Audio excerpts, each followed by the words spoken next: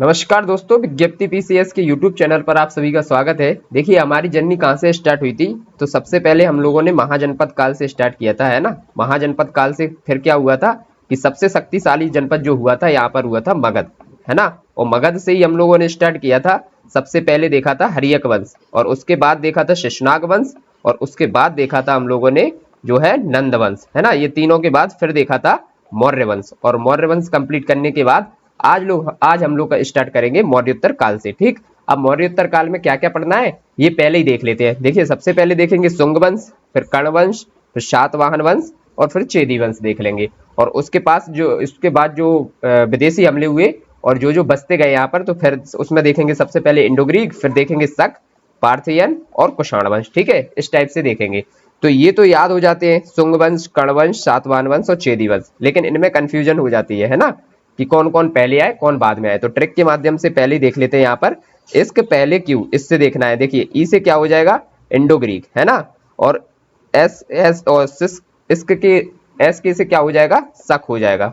फिर पहले से क्या हो जाएगा, पहलब, और क्यू से हो जाएगा कुषाण। ठीक है, ये याद रहेगा अब आप लोगों को। अब देख लेते हैं इनका। देखिए, सुख सुख चाहिए सबको। सुख सुख क्या होता है, सच होता है ना। तो सुख से क्या हो जाएगा, एस से हो जाएगा आपका शुंग, और का से हो जाएगा कर्ण, और सा से हो जाएगा आपका सातवाहन वंश, और चा से हो जाएगा चेदी वंश। ठीक है, ये याद रहेगा अब आप लोगों को। अगर नहीं रहे तो ये ट्रिक बार बार आप लोग देखते रहिएगा तो याद हो जाएगा। चलिए, शुंग वंश से स्टार्ट करते हैं। शुंग वंश से सबसे पहले कैसा क्वेश्चन पूछा जाता है। देखिए, देखेंगे हम लोग इसमें वही चीजें जो कि क्वेश्चन में ज्यादा पूछी जाती हैं। बहुत ज्यादा नहीं देखेंगे, नहीं तो मौर्योत्तर काल को पढ़ने में ही 4-5 दिन लग जाएंगे। अब मौर्योत्तर काल को हम लोगों को 30 से 35 मिनट में कैसे खत्म करना है, तो वो चीजें देखेंगे हम लोग जो कि एग्जाम में ज्यादा से ज्यादा पूछी जाती है या पूछने के चांस हैं। ठीक है, तो चलिए देखते हैं शुंग वंश से। शुंग वंश में क्या हुआ था। देखिए, शुंग वंश से पहले जब मौर्य काल चल रहा था, तो मौर्य काल में सबसे पहले देखा था हम लोगों ने चंद्रगुप्त मौर्य। और चंद्रगुप्त मौर्य कौन था, तो जैन था। उसने जैन संप्रदाय का साथ दिया था। ठीक है, उसके बाद फिर कौन आया था, बिंदुसार, उसका पुत्र था। जो बिंदुसार कौन था, आजीवक संप्रदाय को मानता था वो। और बिंदुसार के बाद फिर आया अशोक, और अशोक मानता था बौद्ध को। लेकिन फिर जब इसका जो लास्ट शासक था बृहद्रथ, उसकी हत्या की किसने, पुष्यमित्र शुंग ने, और इसने शुंग वंश की स्थापना की। अब क्या हुआ, जब शुंग वंश ने बौद्ध वंश की स्थापना मतलब खत्म कर दिया, बृहद्रथ जो था वो भी बौद्ध था। बौद्ध जब खत्म हुआ बृहद्रथ, तो बौद्ध के बाद फिर से ब्राह्मण जन्म धर्म का जो पुनरुत्थान माना जाता है वो शुंग वंश से माना जाता है। तो सबसे पहले क्वेश्चन आपसे क्या पूछा जाता है कि ब्राह्मण धर्म का पुनरुत्थान किसके काल से माना जाता है, तो वो माना जाता है शुंग वंश से, पुष्यमित्र शुंग के टाइम से। ठीक है, ये चीज याद रहेगी। अब चलिए देखते हैं।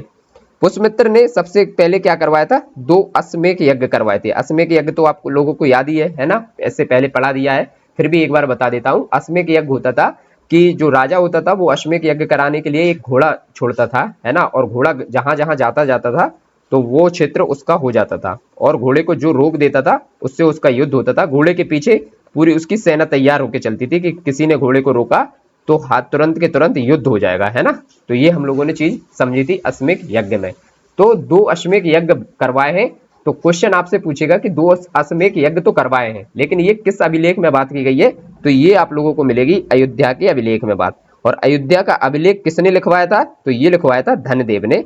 ये चीज आप लोगों को याद रखनी है। ठीक, अब इसी में एक बात आती है कि भैया जो अश्वमेध यज्ञ करवाए थे उस समय इनका राज पुरोहित कौन था, तो ये था पतंजलि। ठीक है, पतंजलि की आप लोगों ने, पतंजलि किसके इनका जो वो पढ़ा था वो योग था, है ना। ये चीज हम लोगों ने देखी थी। अब देखते हैं कि कालिदास का जो माल विकाग्नि मित्रम है, कालिदास का माल विकाग्नि मित्रम, इससे क्या क्या क्या चीजें पता चलती हैं। चलिए तो देख लेते हैं।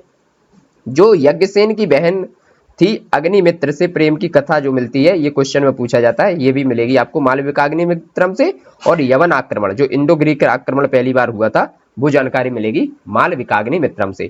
अब बात करते हैं कि यज्ञसेन की बहन और अग्निमित्र के प्रेम की कथा। ये चीज आपको मैं समझाता हूं। देखिए, क्या हुआ था, जब सबसे पहले जो पुष्यमित्र शुंग था, तो पुष्यमित्र शुंग ने जो सौराष्ट्र वाला एरिया था, सौराष्ट्र वाले एरिया पे किसको भेजा था, अग्निमित्र को भेजा था। ठीक है, कि जाओ और इसको जीत के लाओ। अग्निमित्र यहाँ पर आया और इसने यहाँ के जो शासक था यज्ञसेन, यज्ञसेन को यहाँ पर हरा दिया था। ठीक है, यज्ञसेन को हराया, और फिर जो उसकी बहन थी उससे जो प्रेम प्रसंग की चर्चा है वो यहीं पर इसकी हुई है। तो इसकी चर्चा जो हुई है, अब आप लोग को याद रहेगा कि जो अग्निमित्र को पुष्यमित्र शुंग ने भेजा था सौराष्ट्र को जीतने के लिए, ठीक है। और सौराष्ट्र में इस समय शासक कौन था? यज्ञसेन था। और यज्ञसेन की बहन ही थी जिसकी चर्चा हुई है, प्रेम प्रसंग की चर्चा आपको मिलेगी, वो मिलेगी मालविकाग्नि मित्रम में, ठीक है। अब ये चीज याद रहेगी। चलिए अब देखते हैं और इससे कौन सा क्वेश्चन पूछा जाएगा? यवन आक्रमण का पूछा जाएगा। ये तो हम लोगों ने देख ही लिया। अब एक क्वेश्चन पूछा जाता है कि पुष्यमित्र शुंग को अनार्य कहां पर कहा गया है? तो पुष्यमित्र शुंग को अनार्य कहा गया है बाण भट्ट का जो हर्ष चरित्र है उसमें कहा गया है पहली बार, ठीक है। ये आप लोगों को याद रखना है, क्वेश्चन पूछा गया है। चलिए अब और देख लेते हैं। देखिए थोड़ी सी फैक्ट वाली क्लास हो रही है ये, क्योंकि इसमें क्वेश्चन ऐसे ही पूछे जाते हैं। तो मैंने वही चीजें उठाई हैं जो कि पूछी जाती है, क्योंकि इससे क्वेश्चन फिर से बनेंगे और हम लोग आराम से यहाँ से इसको डील कर लेंगे, ठीक है। चलिए हाथीगुम्बा जो अभिलेख है, हाथीगुम्बा अभिलेख से कौन सा क्वेश्चन पूछा जाता है कि कलिंग का राजा था खारवेल, इसके बारे में इसकी जानकारी मिलती है हाथीगुम्बा के अभिलेख की। और पुष्यमित्र शुंग को पराजित की भी बात इसी में कही गई है। कौन से में? हाथीगुम्बा अभिलेख में। तो पुष्यमित्र शुंग तो बहुत खतरनाक शासक था, देखा जाए तो बहुत कट्टर था। इसने क्या किया था, जो बौद्ध स्तूप थे 84,000 उनको तोड़वा दिया था, ऐसा माना जाता है, ठीक है। अब इसके साक्ष्य बहुत ज्यादा नहीं मिले हैं, लेकिन फिर भी बात तो कही जाती है, क्योंकि ये जो ब्राह्मण धर्म का पुनरुत्थान जो माना जाता था वो इसीलिए माना जाता था क्योंकि इसने 84,000 बौद्ध स्तूपों को तोड़वा दिया था। लेकिन इसको पराजित करने की बात कहाँ पे हुई है? हाथीगुम्बा अभिलेख में हुई है। किसने? खारवेल के द्वारा, ठीक है। ये देख ली। फिर इसका जो अंतिम शासक था वो था देवभूति, इससे इतना क्वेश्चन पूछा नहीं जाता है। फिर आता है इसके बाद कौन सा? कर्ण कौन सा वंश आएगा? आप देखिए यहाँ पे हम लोगों ने सबसे पहले देखा था कौन सा? शुंग वंश। और उसके बाद कौन सा आएगा? आप सेकंड नंबर पे कर्ण, ठीक है। तो अब देख लेते हैं कर्ण की कहानी कि इसमें क्या क्या हुआ और कैसे क्वेश्चन हमसे पूछे जाएंगे। तो सबसे पहले तो पूछा जाएगा भैया संस्थापक, जो वसुदेव था ये इसका संस्थापक था, इसी ने किया। और ये जो देवभूति था ना, देवभूति की हत्या की थी, देवभूति का ये मंत्री ही था एक, ठीक है। तो इसने कर दी थी देवभूति की हत्या और कर्ण वंश की नींव डाल दी थी। तो कर्ण वंश का संस्थापक पूछा जाएगा तो वसुदेव, और अंतिम शासक पूछा जाएगा तो सुशर्मन। इससे ज्यादा इसमें कुछ नहीं पूछा जाएगा। तो अब देख लेते हैं तीसरा वंश, वो है आंध्र सातवाहन वंश। यहाँ पर देख लेते हैं कौन सा आया भैया? ये आया सातवाहन वंश, ये याद रखना है। अब इसको पढ़ते हैं, इससे क्वेश्चन कैसे बनते हैं ये देख लेते हैं। इससे तो क्वेश्चन बनते ही है। देखिए सबसे पहले आपसे पूछा जा सकता है कि इसका संस्थापक कौन था? तो संस्थापक था सिमुक, ठीक। और क्षेत्र कौन सा था आपका? तो क्षेत्र यहाँ पर ये वाला था, देखिए कौन सा? महाराष्ट्र, आंध्रा और कर्नाटक वाला एरिया पूरा ये वाला था। तो इसमें थे सातवाहन, ठीक। ये चीज याद रहेगी आपको अब। और पुराणों में क्या कहा जाता है? तो पुराणों में सातवाहन वंश को आंध्रभृत्य कहा जाता है। आंध्रभृत्य याद रखना, आंध्र सातवाहन वंश को आंध्रभृत्य कहा जाता है। भाषा यहाँ पर प्राकृत यूज होती थी और लिपि ब्राह्मी में मिली है। जो भी लिपियां मिली हैं उस समय वो मिली हैं ब्राह्मी में। चलिए अब पूछता है एक कि नासिक गुहालेख से क्या क्वेश्चन पूछता है? गुहालेख का मतलब गुफा लेख है ना, गुफा में जो लेख लिखे गए हैं उनको गुहालेख कहते हैं। तो नासिक गुहालेख से आता है कि किस किस की चर्चा मिली है? तो देखिए गौतमी वल्लरी की और वशिष्ठी पुत्र पुलवामी की, इसको BPP लिख लेना आप, वशिष्ठी पुत्र पुलुबामी, ठीक है। और यज्ञश्री सातकर्णी की। यहां से कहां से बात मिली है इन तीनों की? नासिक गुहालेख से। और वशिष्ठी पुत्र पुलवामी की बात मिली है आपको कार्ले गुहालेख से। तो कार्ले गुहालेख याद रखना, वशिष्ठी पुत्र पुलवामी, और बाकी ये तीन मिलेंगे आपको नासिक गुहालेख से। ये दोनों आपको गुहालेख याद रखना है। चलिए आगे देखते हैं जो प्रमुख शासक हुए उनके बारे में कैसे क्वेश्चन आपसे पूछे जाते हैं, ये देख लेते हैं। चलिए देखते हैं। सातकर्णी प्रथम इसका जो आया है ये पहला यशस्वी शासक था। देखिए पूरे शासक नहीं देखेंगे क्योंकि सातवाहन वंश में बहुत ज्यादा शासक आए थे। हम सिर्फ देखेंगे प्रमुख शासक। प्रमुख शासक देखेंगे तो उससे ये समझ में आएगा कि किस किस शासक से क्वेश्चन पूछे जाते हैं, ठीक है। तो पहला यशस्वी शासक पूछा जाएगा तो देखना है हम लोगों को सातकर्णी प्रथम, ठीक। इसने क्या करवाया था? 2 अश्वमेध यज्ञ करवाए थे और 1 राजसूय यज्ञ करवाया था। तो अश्वमेध यज्ञ तो अब आप लोगों को पता ही है। और राजसूय यज्ञ क्या होता था? तो राजसूय यज्ञ होता था, राजसूय यज्ञ के बारे में बताया पूछेगा तो राजसूय यज्ञ क्या होता है ये आप लोगों को मैंने एक दिन और बताया था, फिर से बताता हूँ। राजसूय यज्ञ होता था जब क्या किया जाता था, जब शपथ ली जाती थी उस समय जो शक्ति प्रदर्शन होता था। जैसे आपने देखा होगा कि बाहुबली मूवी आप लोगों ने देखी होगी। बाहुबली मूवी में जो कि जब राज सिंहासन के लिए जो तिलक होता था उस समय होता था राजसूय यज्ञ। तो पूरी इसमें बल दिखाया जाता था, पूरी सेना होती थी, पूरी प्रजा होती थी, है ना, और पूरे मंत्री वगैरह सब होते थे। तो ये होता था शपथ के समय, एक तरीके से इसको समझा जा सकता है ऐसे। फिर इसमें क्या होता था कि दक्षिणापति और अधिप्रति चक्र की उपाधि ली है किसने, दक्षिणापति की। देखिए दक्षिण में था तो दक्षिणापति की इससे, और अप्रतिहत चक्र की उपाधि ली है शतकर्णी प्रथम ने, ये चीज याद रखना। अब आया इसके बाद एक प्रतापी राजा जो था हाल, है ना, ये महानतम शासकों में से एक था और कवियों का आश्रयदाता इसको कहा जाता था। इतना इतना आपको याद रखना है इसमें। और एक और क्वेश्चन आया था कि गाथा सप्तशती, गाथा सप्तशती में क्या बताया गया है आपको, तो मुक्तक काव्य की रचना जो हुई है वो हुई है गाथा सप्तशती में बात की गई है। और भाषा इसकी क्या थी, तो भाषा थी प्राकृत। इससे भी क्वेश्चन बना हुआ है। और यहीं पर दो चीजें और पूछी जाती हैं, एक पूछा जाता है गुणाढ़ को और एक पूछा जाता है शर्व शर्मन को। तो गुणाढ़ क्या थे, बृहद कथा की रचना की है, वो की है गुणाढ़ ने, और शर्व शर्मन की है कातंत्र ने। ठीक है, कातंत्र ने की है शर्व शर्मन ने कातंत्र की रचना की है। तो ये याद हो गया। फिर आते हैं भैया जीपीएस साहब, जीपीएस मतलब गौतमी पुत्र सतकर्णी। ठीक, तो इनको क्या मिली भाई, सबसे महान शासक था ये 7 वाहनों का, तो राजा राज की उपाधि ली। और क्या, बिंद नरेश की उपाधि। देखिए क्या हुआ था कि मालवा से लेके कर्नाटक का क्षेत्र जो था वो यहाँ तक इसका हो गया था 7 वाहनों का। ठीक है, मालवा से कर्नाटक का, तो बिंद वाला एरिया उसी के बीच में पड़ रहा है। तो बिंद नरेश की उपाधि इसने ली थी, किसने, जीपीएस ने, बिंद नरेश की और राजा राज की उपाधि। और नासिक अभिलेख जो है वो इसके विजय की जानकारी मिलती है कि कहाँ कहाँ इसने विजय हासिल की है। तो ये सब जानकारी आपको मिलेगी नासिक अभिलेख से। ठीक, और इसके घोड़ों ने कहते हैं कि 3 समुद्र का पानी पिया था। किस टाइप से, देखिए ऐसा समुद्र था, यहाँ पर इन लोगों का राज चल रहा था। तो यहाँ पर अरब सागर हो गया, यहाँ पर बंगाल की खाड़ी और यहाँ पर हिंद महासागर। तो तीनों समुद्रों का पानी इसके घोड़ों ने पिया था, ऐसा कहा जाता है कवियों के द्वारा। ठीक है। और शक शासक जो आया था, शक शासक जो हम लोग अभी विदेशी शासकों के बारे में पढ़ेंगे, जो विदेशी वंश यहाँ पर आके रुकी है, तो उसमें से एक था शक शासक नहपान इसी के समय आक्रमण किया नहपान ने। लेकिन जीपीएस भाई सब तो बहुत एकदम ताकतवर इंसान थे, तो इनने नहपान को हरा दिया था। अब देखिए शक शासक कहाँ पर देखना है हम लोगों को, जब देखिए यहाँ पे जब हम लोग ये देखेंगे चीजें, तो ये शक शासक आएंगे दूसरे नंबर पे। तो शक का ही पहला आया था पहलव, है ना, पहला से पहलव आया और उसी को किसने हरा दिया, तो उसी को हरा दिया जीपीएस ने। ठीक है, इतनी चीज याद रखना। फिर इसी के बाद आएगा यहाँ पर अब दूसरा, कौन, शक आएगा दूसरा यहाँ पर जो सुदर्शन झील का जीर्णोद्धार किसने करवाया था, ये करवाया था आपका इसकी बात की गई है यहाँ पर रुद्रदामन ने। ठीक, रुद्रदामन भी कौन था, शक था। रुद्रदामन के बारे में हम लोगों ने इससे पहले भी पढ़ लिया है कि जो सुदर्शन झील का निर्माण किसने करवाया था, चंद्रगुप्त मौर्य ने।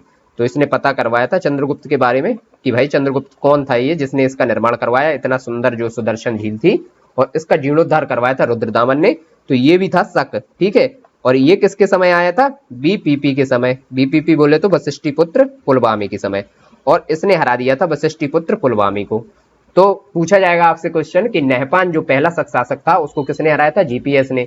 लेकिन फिर दूसरी बार कौन आया था, रुद्रदामन, और उसने किसको हराया था, तो बीपीपी को, मतलब वशिष्ठी पुत्र पुलवामी को, और जो कौन था, शातवाहन वंश का एक महानतम शासक था। ठीक है, अब देखिए बीपीपी के बारे में बस जान लेते हैं कि आंध्र प्रदेश विजय पर प्रथम आंध्र सम्राट कहा गया इसको। आंध्र प्रदेश पर विजय हासिल की थी इसने, इसलिए कह दिया गया था इसको प्रथम आंध्र सम्राट। ये क्वेश्चन पूछा जाता है, प्रथम आंध्र सम्राट किसे कहते हैं, तो ये कहते हैं बीपीपी को। इसकी फिर इसने राजधानी किसको बनाया था, प्रतिष्ठान को बनाया था। ठीक है, दक्षिणापथेश्वर कहा गया इसको, और पुराणों में इसको कहा जाता है पुलोमा।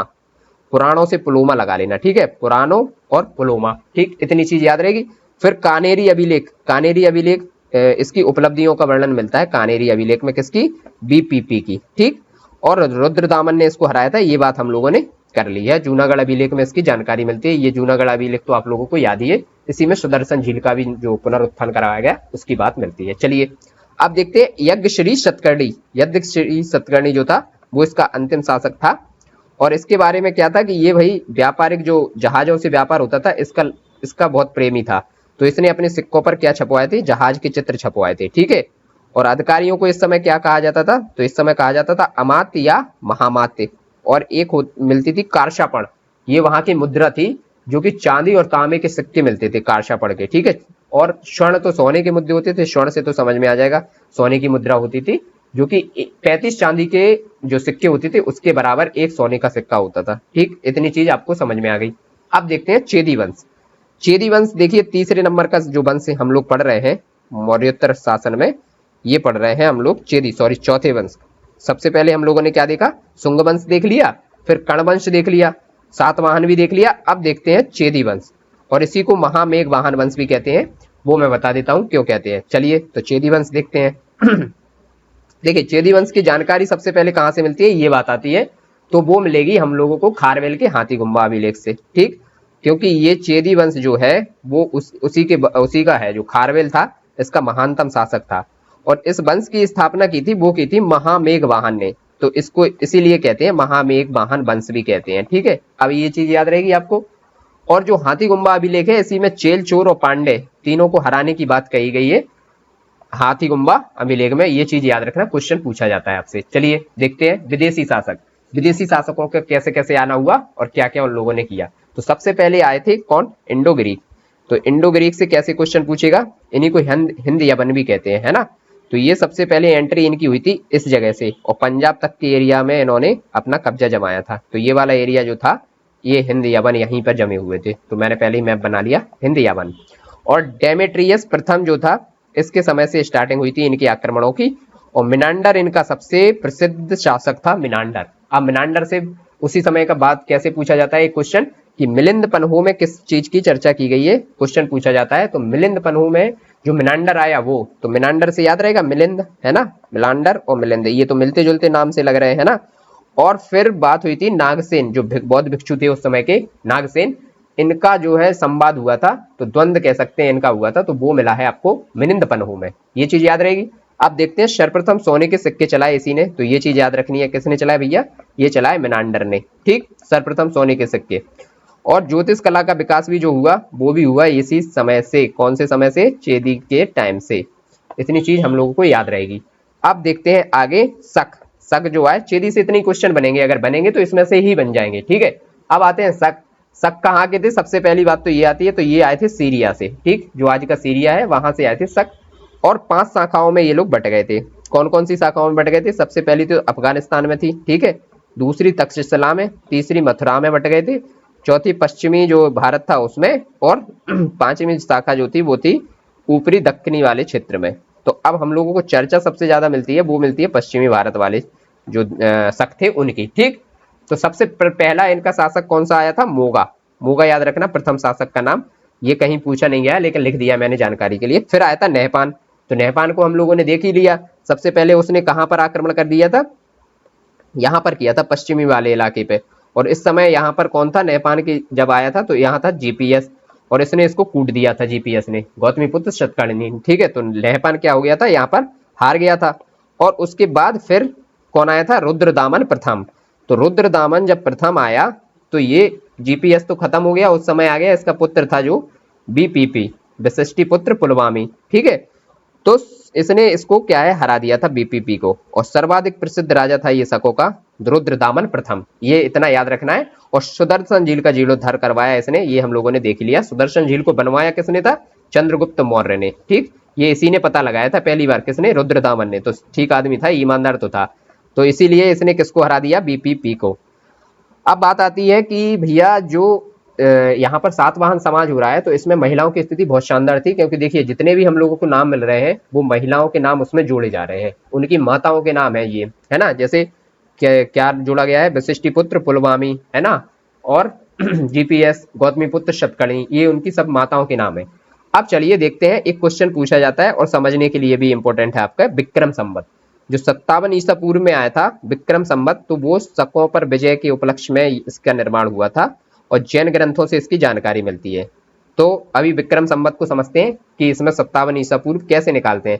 जो अभी ग्रेगोरियन जो कैलेंडर होता है, जो अभी हम लोग फॉलो करते हैं, उससे इसका जो है अभी देख लेंगे 1 मिनट में। जब पहले एक विक्रम संवत की बात और हो जाए उसके बाद देखते हैं, ठीक है। अब आते हैं पहलव। पहलव आए थे कहाँ से, ईरान से। इनके बारे में बहुत ज्यादा पूछा नहीं जाता है, सिर्फ इतना याद रख लीजिए कि संस्थापक मिथ्रेडेस और शक्तिशाली शासक जो थे वो थे गोंडो फर्नीस। ठीक, इतना याद रहेगा, शक्तिशाली शासक को याद रखना। गोंडो फर्नीस की थोड़ी बहुत बात की गई है। पहलव हो गए पहलव। इसके बाद आते हैं कुषाण। कुषाण वंश में क्या हुआ था, देखिए अब हम लोगों ने चर्चा किस किस की कर ली है। सबसे पहले की है इंडो ग्रीक की, ठीक, और इंडो ग्रीक के बाद फिर की है किसकी तो की है शक की, और इसके बाद की है शक इश्क पहले, पहले से पहलाओ, और फिर क्यू मतलब कुषाण। ठीक है, इतनी चीज याद रहेगी ये। तो देखते हैं कैसे इन कुषाणों ने क्या किया, कैसे क्वेश्चन पूछे जाते हैं। तो सबसे पहले क्वेश्चन आता है आपके दिमाग में कि भाई कुषाण आए कहां से थे। तो कुषाण आए थे जो चीनी और तुर्किस्तान वाली सीमा है ना, मतलब भारत के ऊपर वाली ही कहानी कह सकते हैं। ये वाला जो इलाका है, कौन सा वाला, ये वाला, इस जगह वाला, तो यहीं से आए थे। ये बहुत दूर से नहीं आए थे, पास में वाले क्षेत्र से आए थे। तो यहाँ से ये आए, और इनका जो संस्थापक था वो था कुजुल कडफिसेस। ठीक है, फिर वास्तविक संस्थापक माना जाता है किसको, बिम कडफिसेस को। तो कुजुल कडफिसेस के बारे में इतना ही याद रखना, कुजुल कडफिसेस जो है वो है संस्थापक, और वास्तविक संस्थापक है बिम कडफिसेस। ठीक, अब बिम कडफिसेस के बारे में पता चलता है हमें कि सर्वप्रथम सोने के सिक्के जारी इसी ने किए थे कुषाणों में। लेकिन इससे पहले हम लोग देख चुके हैं, देखिए सोने के सिक्के जारी कहां पर हो गए, मीनांडर के समय हो गए हैं, है ना। और सर्वप्रथम अगर कुषाणों में पूछा जाए तो बताया जाएगा कि सर्वप्रथम सोने के सिक्के जारी हुए किसके टाइम पे, बिम कडफिसेस के बाद टाइम पे। और सबसे ज्यादा कह सकते हैं कि जो क्या कह सकते हैं, सबसे ज्यादा जो प्योर सोने के सिक्के मिले थे वो भी मिले हैं कुषाणों के टाइम पे। ठीक है, तो ये भी याद रखना, प्योर सोने के सिक्के किसके टाइम पे मिले, कुषाणों के समय पे। ठीक, अब इसने क्या ली थी, महेश्वर की उपाधि। बिम कडफिसेस ने किसकी, महेश्वर की उपाधि। ये शिव को बहुत ज्यादा मानता था, तो इसके सिक्कों पर भी आपको क्या मिलेगा, शिव की, नंदी की और त्रिशूल की आकृति मिलेगी। ये कहीं पूछा जाए आपसे कि शिव, नंदी और त्रिशूल की आकृति और महेश्वर की उपाधि, तो बिम कडफिसेस याद रखना। और सोने के सिक्के भी जारी उसी ने किए थे कुषाणों में। तो सारी चीजें एक दूसरे से लिंक हो गई कि नहीं हो गई। चलिए अब देखते हैं कनिष्क, जो सबसे महानतम शासक इसका हुआ वो हुआ कनिष्क। कनिष्क के बारे में आपको सबसे ज्यादा चीजें मिलेगी, और क्वेश्चन भी जो पूछे जाते हैं वो भी कनिष्क से ही पूछे जाते हैं। और इसको द्वितीय अशोक भी कहा जाता है। ठीक है, तो द्वितीय अशोक भी इसी को कहा जाता है। चलिए इसके बारे में जानते हैं। सबसे पहली बात कि ये महानतम शासक था। ठीक, दूसरी बात क्या है, 78 ईसा पूर्व में इसने राज्यारोहण अपना करवाया था, और इसी समय पे इसने शक संवत चलाया था। देखिए शक संवत कब चलाएगा, ये इसी के समय देख लेते हैं। पहले चल गया विक्रम संवत 57 ईसा पूर्व में, और आपको फिर ये देख लिया आप लोगों ने 78 ईसा पूर्व में चला है शक संवत। ठीक, क्योंकि ये शकों के समय पे हुआ तो शक संवत हो गया। और भारत सरकार द्वारा जो प्रयुक्त होता है अभी वो यही है अपना, जो हम लोग यूज होता है। आप लोगों ने ग्रामीण क्षेत्र में अक्सर सुना होगा कि चैत्र से महीना स्टार्ट होता है ना, चैत्र वैशाख ऐसे स्टार्ट होते हैं। हालांकि मुझे पूरे आते नहीं है कौन कौन से महीने हैं वो, लेकिन फिर भी जो भारतीय जो भारत सरकार जिसको मानती है वो इसी को मानती है, चैत्र से। चैत्र से जो है नव वर्ष स्टार्ट होता है। ठीक, तो चैत्र से आता है नव वर्ष, वो भी कौन सी तारीख को, शायद 21 या फिर 22 जून से स्टार्ट होता है। ठीक है, तो ये चीज आपको याद रखना है। अब देखिए गांधार और मथुरा शैली जो है वो भी, इसका भी जन्म किसके टाइम पे माना जाता है, वो भी माना जाता है कनिष्क के टाइम पे। तो गांधार शैली में क्या था, देखिए गांधार शैली मिलेगी कहाँ पे आपको, भारत के जो अफगानिस्तान और जो पाकिस्तान वाला एरिया है और जम्मू कश्मीर से लगा हुआ, तो उस वाले इलाके में मिलेगी गांधार शैली। अब एक चीज याद रखना, पूछा जाता है इसमें कि जो गांधार शैली है उसमें कौन सा पत्थर यूज हुआ है। तो देखिए मकराना में आपको कौन सा पत्थर मिलता है, आप खुद जानते होंगे। मकराना में मिलता है आपको काला मार्बल, है ना। कौन सा मार्बल मिलता है यहाँ पर, काला मार्बल। और दूसरा मिलता है नीले से कलर का मार्बल, है ना। तो गहरा नीला और काला मार्बल वो मिलेगा आपको मथुरा में। तो ये जो गांधार शैली की मूर्तियां जो आपको मिलेंगी वो मिलेंगी या तो काले मार्बल में या फिर नीले और गहरे नीले मार्बल में। ठीक है, ये चीज आपको याद रहेगी। अब मथुरा, मथुरा शैली कहाँ पर है, राजस्थान के बगल में। और राजस्थान में कौन सा पत्थर पाया जाता है, लाल बलुआ पत्थर, है ना, लाल बलुआ पत्थर। तो जो मथुरा शैली है, मथुरा शैली की जो मूर्तियां मिलेंगी वो आपको लाल पत्थर से बनी हुई मिलेंगी। अब बात करते हैं कि गांधार शैली जो है इसमें किसकी मूर्तियां मिलती हैं, तो इसमें मिलती हैं बौद्ध की मूर्तियां। ठीक है, बौद्ध की मूर्तियां। और जो इसमें मिलती हैं मथुरा शैली में, मथुरा शैली में मिलती हैं बौद्ध, जैन और ब्राह्मण की मूर्तियां, तीनों की मिलती हैं। ये क्वेश्चन पूछा गया है, बौद्ध, जैन और ब्राह्मण की मूर्तियां। ठीक, ये याद रहेगा अब आपको कि मथुरा शैली में क्या, लाल बलुआ पत्थर याद रखना क्योंकि ये राजस्थान के बगल में लगा हुआ एरिया है। और बौद्ध, जैन और ब्राह्मण तीनों की मूर्तियां मिलती हैं।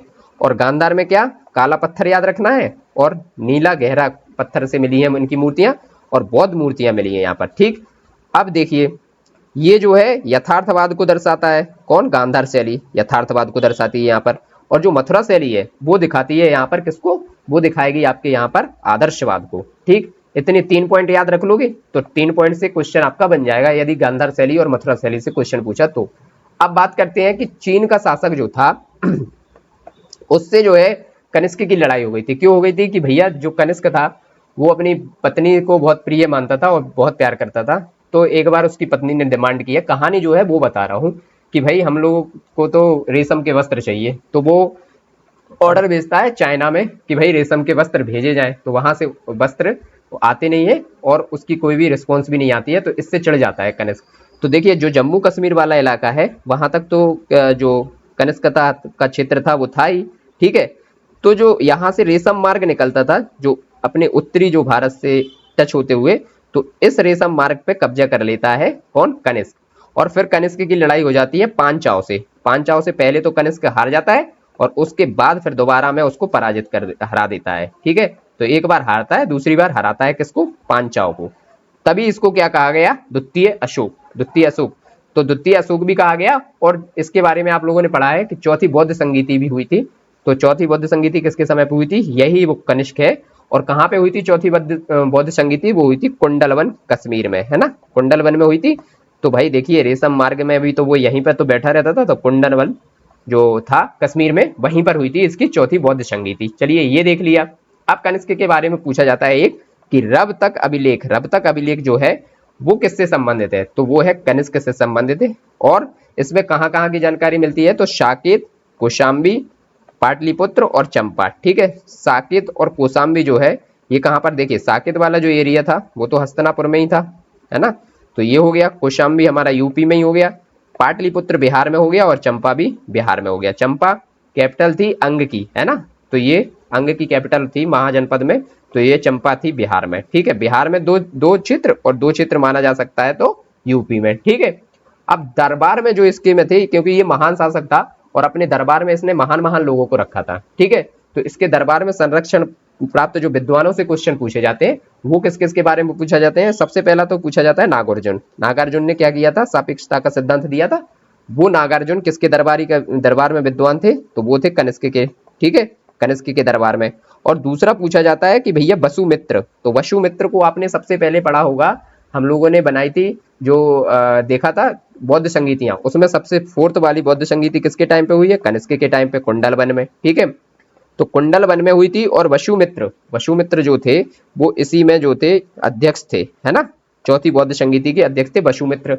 और एक इंसान को और पकड़ा था पाटलिपुत्र से कनिष्क ने, वो कौन थे, अश्व घोष। ये कौन थे, वहां पर शिक्षक थे, ठीक है, शिक्षा, अच्छी शिक्षा देते थे और वहां पर फेमस टीचर थे, ठीक है, फेमस टीचर थे। कनिष्क को पता चला तो कनिष्क ने इनको उठवा लिया था, अपने दरबार में रखा। भैया जब ये इनको उठाया भागने लगे ये, तो बीवी बच्चे इनके रोने लगे। तो बीवी बच्चों को भी ये ले गया कि आइए आप लोग भी सब दरबार में रहिए। और इनको जाके बनाया उसने जो बौद्ध संगीति करवाई थी उसका उपाध्यक्ष, ठीक है।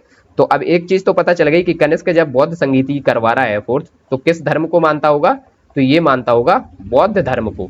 इसीलिए देखिए यहाँ पर क्या मिला है, यहाँ पर गांधार शैली और मथुरा शैली, क्योंकि गांधार शैली और मथुरा शैली जो है इन दोनों का संबंध किससे है, बौद्ध संगीति से, बौद्ध जो धर्म है उससे है, ठीक है।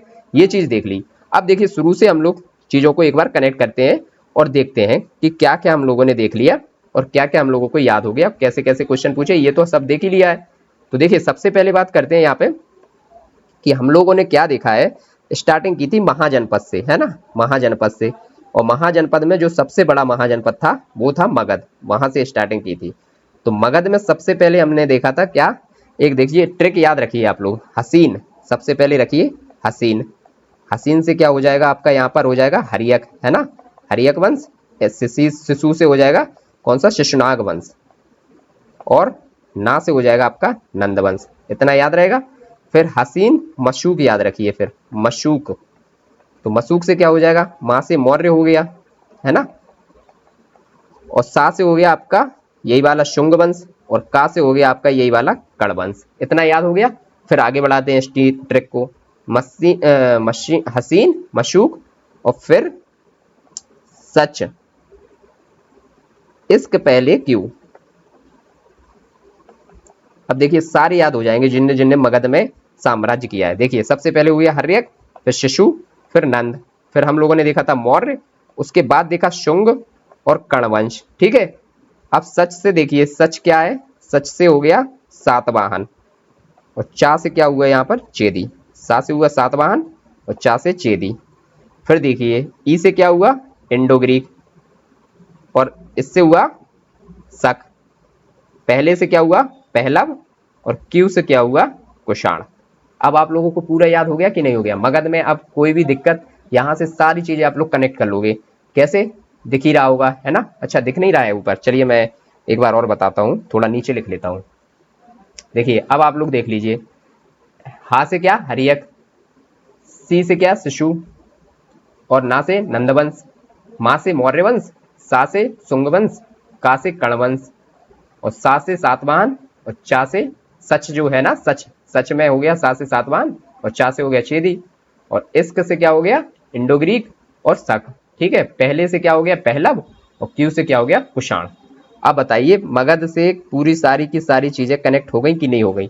यहाँ पे इससे ज्यादा कुछ और पूछेगा भी नहीं, और कैसे भी सीक्वेंस पूछेगा आप लोग आराम से सीक्वेंस बना के याद कर लोगे, क्योंकि यही सीक्वेंस यदि याद रहा तो कई क्वेश्चन आप लोग खुद पे खुद सही कर ले जाओगे। चलिए, तो अब जो मौर्य काल था वो आज यहीं पर समाप्त करते हैं, और आगे की क्लास में अब एक क्लास और आएगी, इसमें हम लोग गुप्तोत्तर और जो दक्षिण वाला चोर चेर पांडे है वो सारा समाप्त कर लेंगे। तो चलिए आज की क्लास को यहीं पर समाप्त करते हैं। धन्यवाद दोस्तों।